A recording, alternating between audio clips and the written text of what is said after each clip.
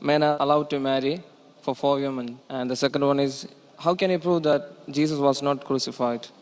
Brother has two questions. Brother, are you a Christian? I am. Brother has two questions. That why does Islam permit a man to have up to 4 wives? Why does Islam permit a man to have more than one wife? And second question, how can you prove that Jesus Christ, peace be upon him, was not crucified? That Quran is the only religious book on the face of the earth which says marry only one. You read the Bible, you read the Ramayana, you read the Mahabharata, you read the Veda. No religious book on the face of the earth says marry only one besides the Quran. If you read Ramayana, the Hindu scriptures, the father of Sri Ram, he had more than one wife.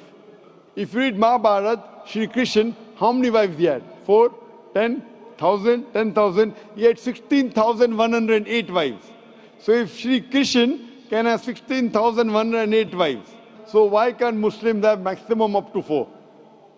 If you read the Old Testament, it says that Solomon, peace be upon him, had 700 wives. Abraham, peace be upon him, had 3 wives.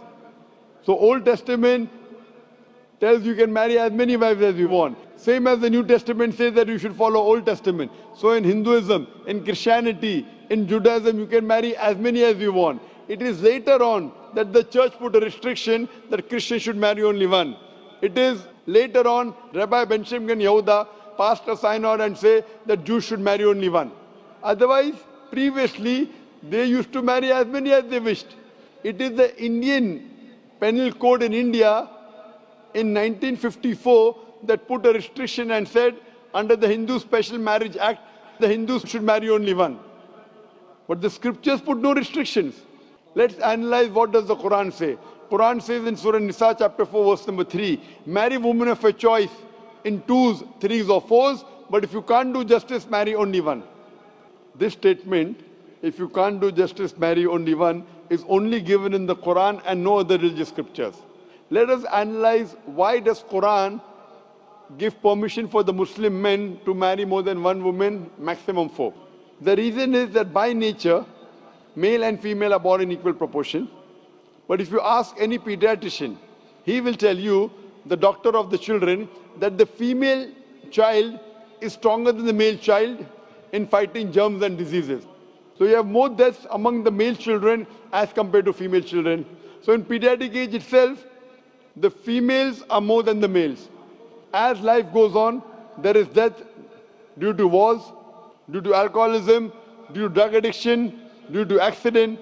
In all these cases, more men are dying as compared to females. So today in the world, there are more females as compared to males. In few countries, like India and China, the female population is less than the male population because of female feticide and female infanticide. In India, according to a BBC report, every day more than 1,000 fetuses are being aborted after they are identified as females. If you multiply this figure by 365, you get a total of more than 1 million fetuses are being aborted every year in India after they are identified that they are females. According to the Tamil Nadu government hospital report, out of 10 females born alive, 4 are put to death. If you stop this evil practice of female feticide and female infanticide in India, even in India, the female population will become more than the male population. Even in China, if you stop this evil practice, the female population will become more than the male population. Today, if you analyze, in USA alone, there are 4.7 million females more than males. In UK alone, there are 1.2 million females more than males. In Germany alone, there are 1.6 million females more than males. In Russia alone, there are 10.6 million females more than males. And God alone knows that how many females are more than males throughout the world. If I agree with you that one man should only marry one woman, and suppose your sister happens to live in America, or suppose my sister happens to live in USA, and the market is saturated, every man has found a wife for himself, yet there will be 4.7 million females who will not find life partner. And if your sister happens to be one of them, or if my sister happens to be one of the 4.7 million females who have not found a life partner for themselves, the only option for them is that she either marries a man who already has a wife or becomes public property. Public property, such a harsh word. It is the most sophisticated word I can use. I cannot use a better word.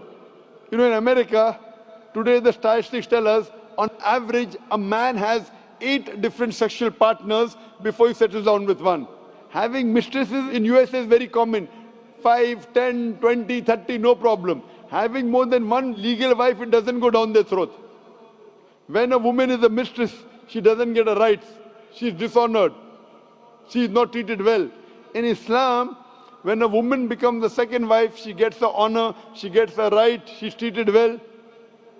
Any modest woman, if you ask her, that would you prefer being a second wife of a man who's already married or become public property, they would opt for the first.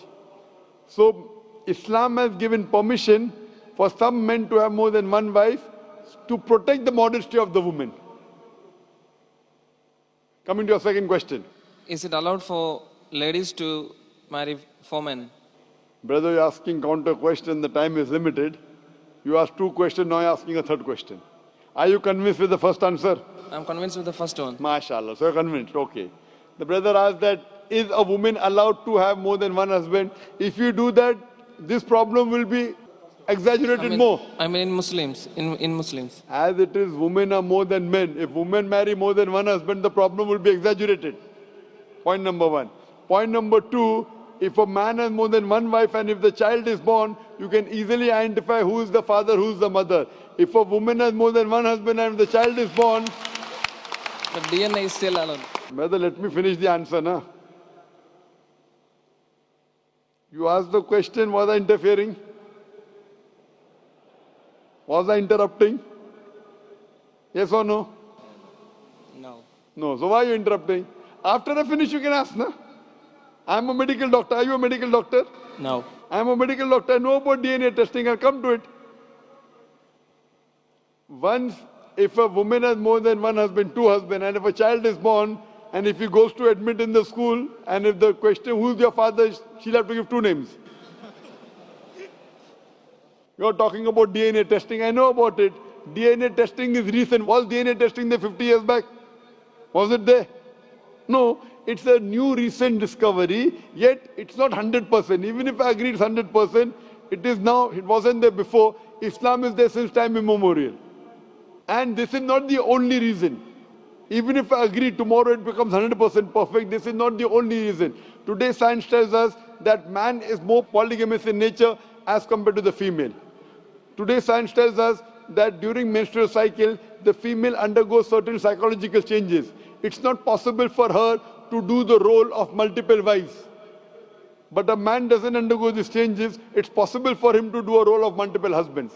Today science tells us that if a man has multiple sexual partners and all are faithful, there is no problem. But if a female has multiple sexual partners and all are faithful, there are chances of sexually transmitted diseases to emerge. And that disease will go back to the male partner. So medically, it is not acceptable that a female has multiple partners, but medically and scientifically, it's acceptable that a male can have multiple partners.